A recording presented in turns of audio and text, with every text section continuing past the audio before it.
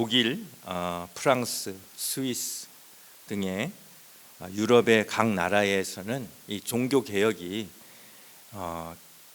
루터나 칼빈의 개혁 신학을 깨우친 목회자와 또 성도들을 중심으로 일어났습니다.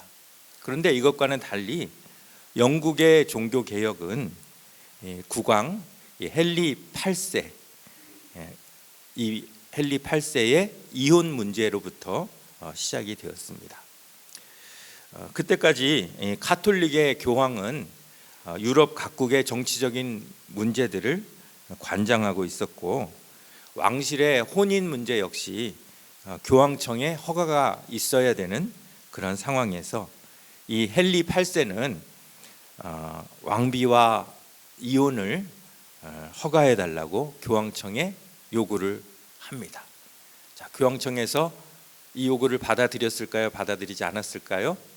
당연히 이혼은 안 된다, 이렇게 이야기를 합니다.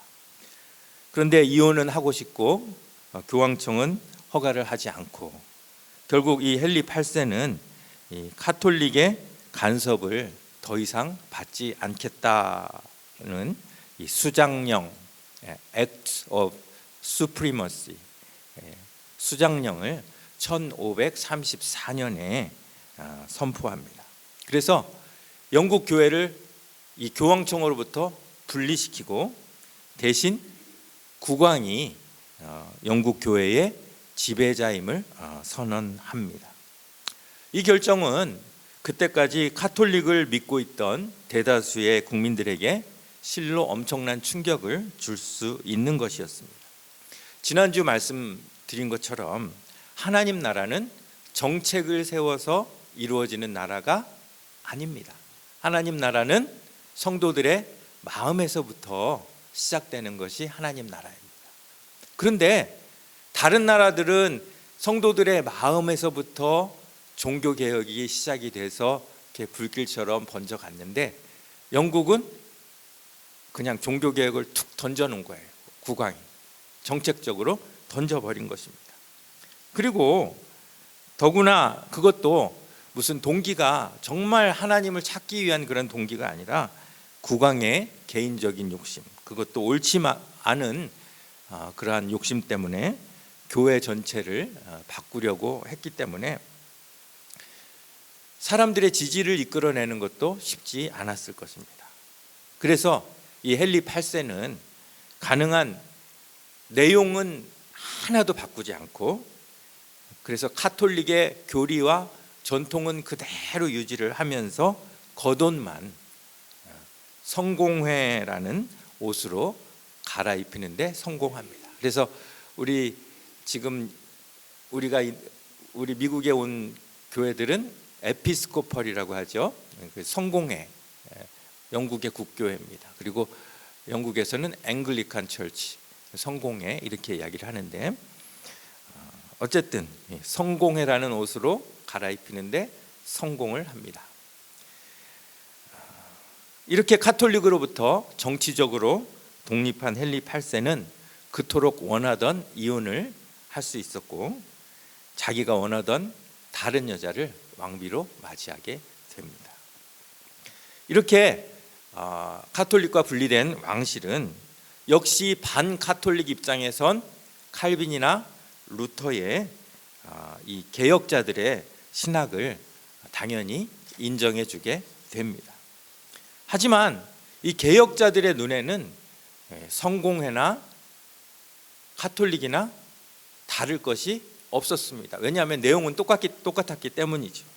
그래서 성경 중심, 금욕주의, 교회와 국가의 분리, 이런 것들을 주장하던 개혁자들은 끊임없이 영국 국교도 개혁해야 한다고 외치기 시작했습니다.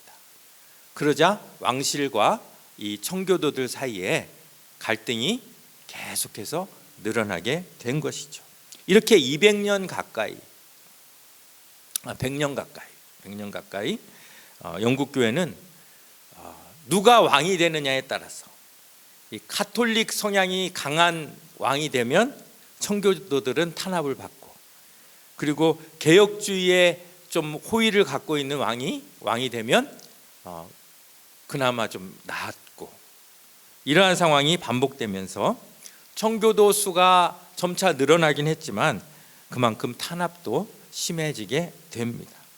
탄압이 반복되는 가운데 신앙의 자유를 갈급해하는 청교도들 가운데 일부는 1600년대 초반부터 신앙의 자유를 찾아서 대서양을 건너 미 대륙으로 이주하기 시작했습니다.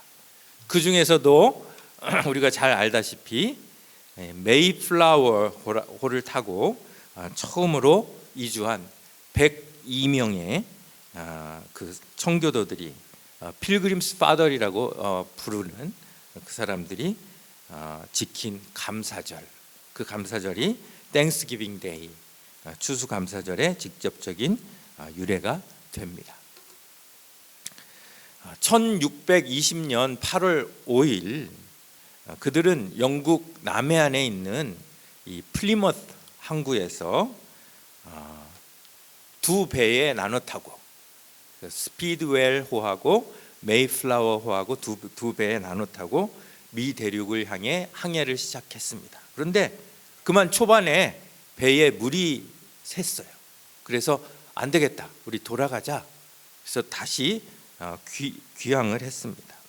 초반에 물이 새는 게 발견된 것이 얼마나 감사한지요, 그렇죠? 만약에 대서양 복판쯤 와가지고 물이 샜다면 다 익사를 했을 것입니다. 결국 그렇게 해서 배를 고치고 한 달 후인 1620년 9월 6일 메이플라워호만 선원 25명, 청교도 102명을 태우고 목적지인 미국 버지니아를 향해 출발했습니다. 남자가 78명, 여자가 24명. 전체 102명 중에 한 명이 죽고 한 명이 태어났습니다. 배 안에서. 두 달이 넘는 항해 끝에 11월 11일, 빼빼로데이라고 하죠. 11월 11일 버지니아가 아닌 북부 매사추세츠 케이프 카드에 도착을 했습니다. 자, 배 안에서 5일을 머물면서 주위를 답사한 후에 10월 16일 현재 플리머스에 정박할 수 있었습니다. 대서양은 항상 이 북서풍이 불기 때문에 원래 남쪽 버지니아라고 하려던 배가 남쪽으로 못 가고 매사추세츠로 가게 된 것입니다. 3,400마일의 멀고도 긴 항해, 그 위험한 항해 끝에 닻을 내리면서 그들은 자신이 출발했던 영국 항구의 이름을 따라 그곳을 플리머스라고 이름하게 되었습니다. 자, 잘 아시는 내용이죠? 그런데 두 달이 넘는 동안 그들은 배 위에서 무엇을 했을까요? 요즘 같으면 아마 핸드폰을 했을 것 같은데, 사실 바다 한복판에서는 핸드폰도 안 터집니다. 그렇죠? 그리고 뭐 책을 읽자니 배가 울렁거려 가지고 책도 못 읽을 거고. 근데 그들의 대를 이어서 계속 청교도들이 이제 대서양을 건너서 미국으로 오게 되는데, 대부분의 청교도들은 배 안에서 찬송을 많이 불렀다고 합니다. 그래서 후일 그들이 이렇게 고백했다고 하는데요. 우리는 대부분 시편을 찬송으로 불렀습니다. 주일은 모두가 하루 종일 찬송만 불렀고 기도도 했습니다. 이렇게 이야기를 했다고 해요. 자, 그러면서 그들이 시편을 읽으면서 찬양하며 기도했다는 것이죠.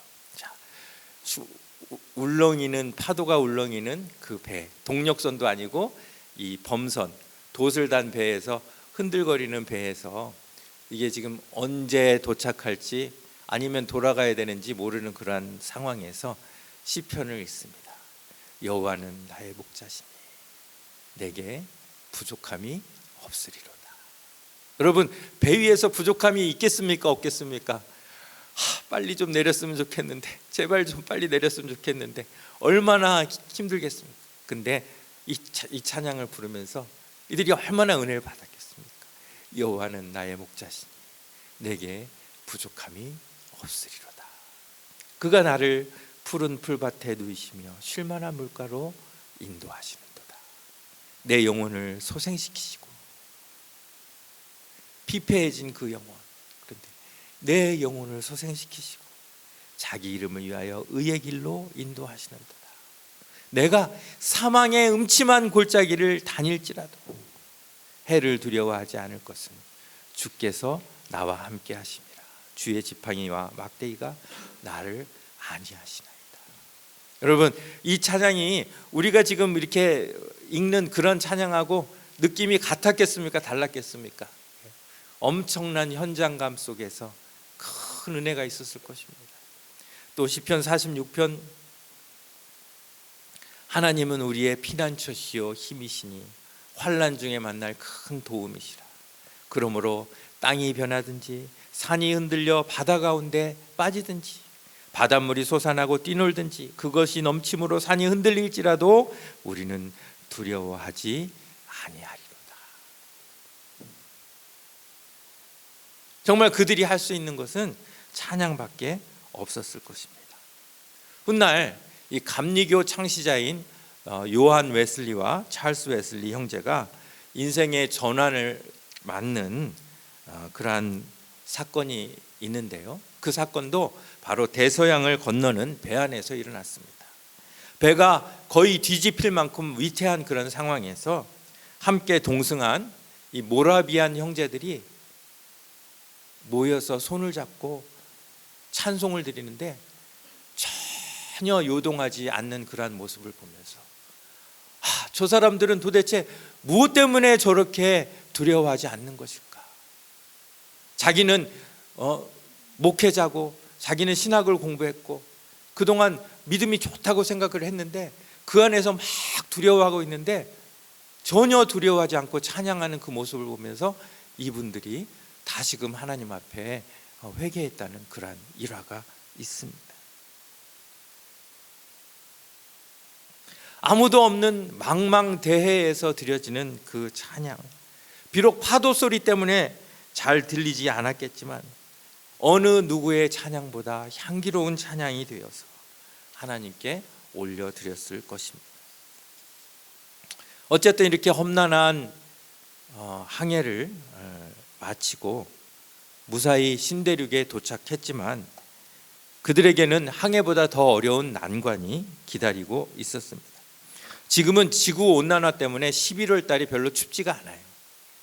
그리고 춥다 해도 우리는 뭐 다 차를 타고 다니고 걸을 일도 별로 없고 또 난방이 잘 된 집에 거주하기 때문에 11월 달의 추위쯤은 뭐 아무렇지도 않게 우리가 여길 수 있습니다.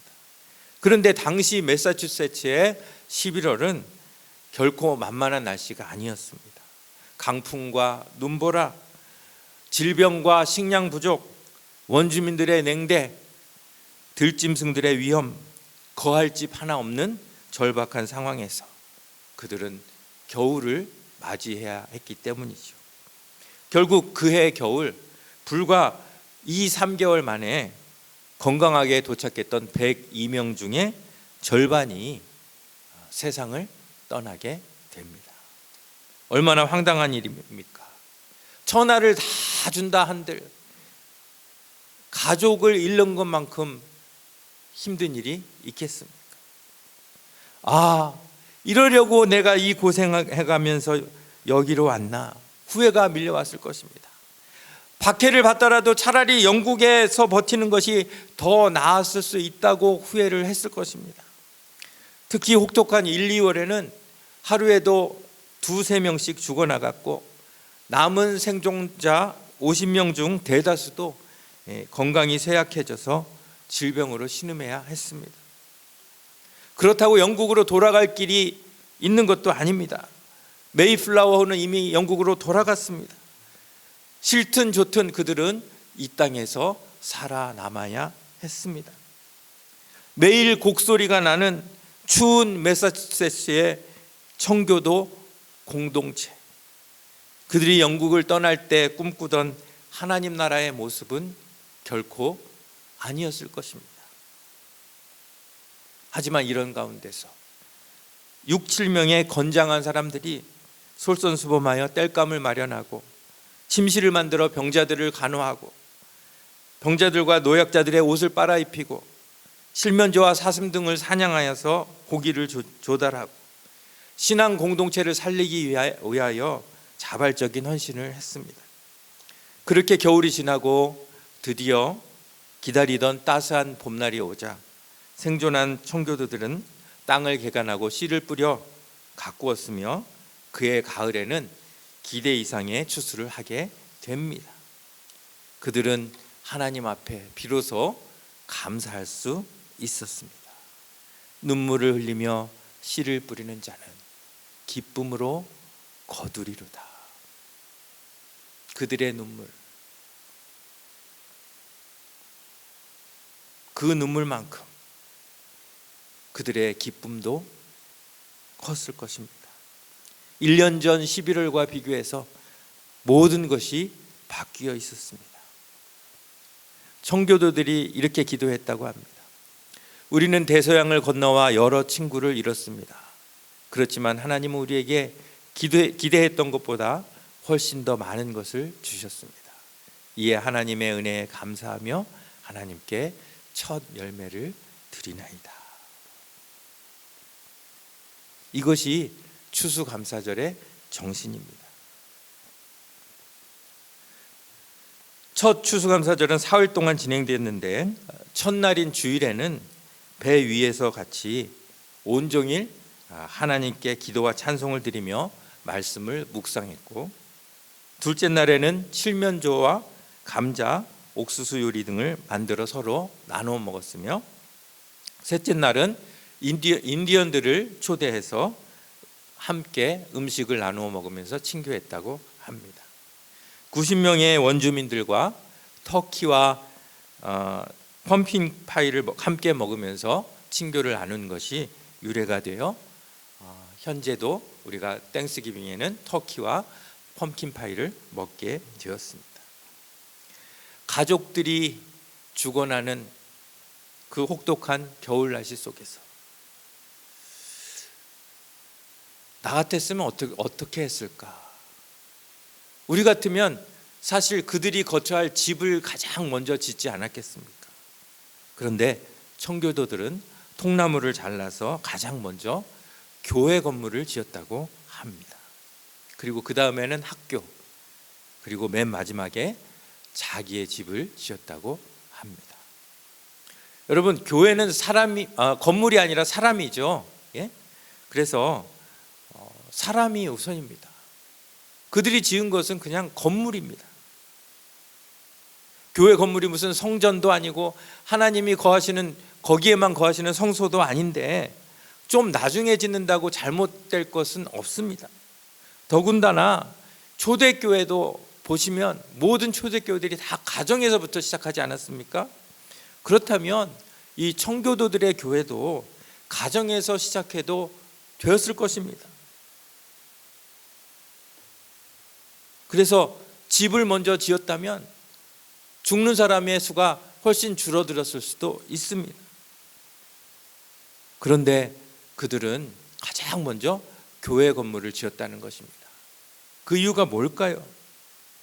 그들에게 있어서 가장 중심된 것, 가장 중요한 것이 바로 교회요, 예배였기 때문입니다. 집을 먼저 짓게 되면 집을 짓는 동안에는 공동체가 이곳에 온 목적을 잃어버리게 됩니다. 예배를 소홀하게 하게 됩니다. 그래서 그들은 교회를 가장 먼저 짓습니다. 그들이 이곳에 온 목적은 여기에서 잘 살기 위해서가 아니라 사실은 여기에서 잘 죽기 위해서 이곳을 온 것입니다. 여러분, 대서양을 건넌다는 것이 말이 쉽지 우리라면 감히 엄두도 낼 수 없는 그런 여행 아닙니까? 이렇게 표현하는 것이 맞는지 모르지만 저는 요단강을 건너는 것보다 이 대서양을 건너는 게 훨씬 더 어려울 것 같아요. 그렇지 않겠어요, 여러분? 그런데 그들은 왜 이토록 간절히 이 대서양을 건너기를 원했을까요? 마음껏 예배할 수 있고 자녀에게 마음껏 성경을 가르칠 수만 있다면 죽어도 좋다는 심정으로 오지 않았을까요? 그런 그들에게 교회보다 자기 집을 먼저 짓는다는 것은 도무지 용납할 수 없는 일이었기 때문에 사람들이 죽어나가는 그러한 상황에서도 가장 먼저 교회를 짓고 그 다음에 자녀들을 위하여 학교를 짓고 마지막으로 자기 집을 지었다는 것입니다. 그들이 자기 집을 가장 먼저 지었어도 사실 하나님이 기뻐하셨을 겁니다. 그렇죠? 하지만 그들이 교회 건물을 가장 먼저 지었기 때문에 하나님은 더욱 기뻐하셨을 겁니다. 그런 그들에게 하나님이 어떤 복을 넘치도록 주셨는지는 우리가 이미 들어서 잘 알고 있습니다. 그들은 가장 먼저 교회를 세우고 철저히 주일 성수를 하고 11조를 하고 경건 생활을 했습니다. 영국에서는 그렇게 하려고 해도 할 수 없었던 그 신앙생활을 마음껏 할 수 있게 된 것입니다. 눈물을 흘리며 씨를 뿌리는 자는 기쁨으로 거두리로다. 그들의 눈물이 열매가 맺혀서 그들에게 이러한 기쁨이 주어진 것입니다. 자, 이런 가운데 1623년 정착지 플리머스 책임 행정관 윌리엄 브래드포드는 추수감사절을 공식 선언했습니다. 그리고 1789년에 미국 초대 대통령 조지 워싱턴은 이날을 국가기념일로 선포했습니다. 추수감사절은 지역마다 날짜가 제각각이었지만 1863년 16대 대통령 에이브러함 링컨에 의해 11월 넷째 목요일을 추수감사절로 통일했습니다. 우리 한국 사람들에게는 한이라는 게 있습니다. 한, 그렇죠? 그래서 만약에 한국 사람에게 똑같은 상황이 주어졌다면 어떤 추수감사절을 맞이했을까? 아마도 먼저 떠난 가족들을 생각하며 눈물을 감추지 못하지 않았을까?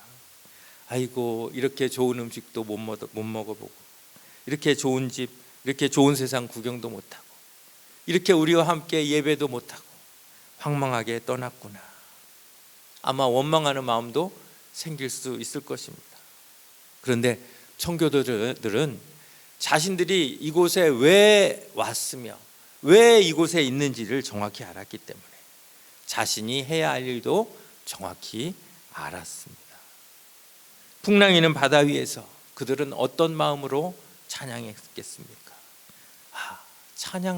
찬양하다 죽어도 좋겠다라는 그런 마음이지 않았겠습니까? 그러니 그 풍랑 가운데서도 그들은 묵묵히 하나님을 찬양할 수 있었습니다. 절반이 넘는 사람이 죽었는데도 그들은 묵묵히 하나님을 찬양할 수 있었습니다. 이번 추수감사절에는 우리가 어떤 찬양을 하고 있는지 우리의 찬양을 함께 돌아보는 그러한 시간이 되었으면 좋겠습니다. 우리에게도 이렇게 끊이지 않는 간절한 찬양이 있습니까?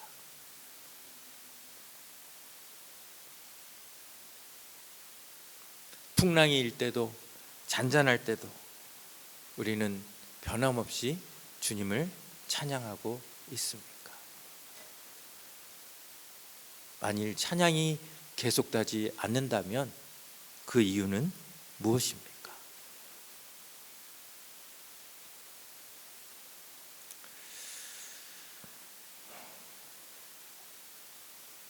오늘 추수감사절을 맞이하여서 우리 필그림스 파더, 우리 청교도들의 삶을 돌아보면서 우리 자신을 한번 그들의 삶에, 그들의 찬양에 거울처럼 한번 비춰보았으면 좋겠습니다.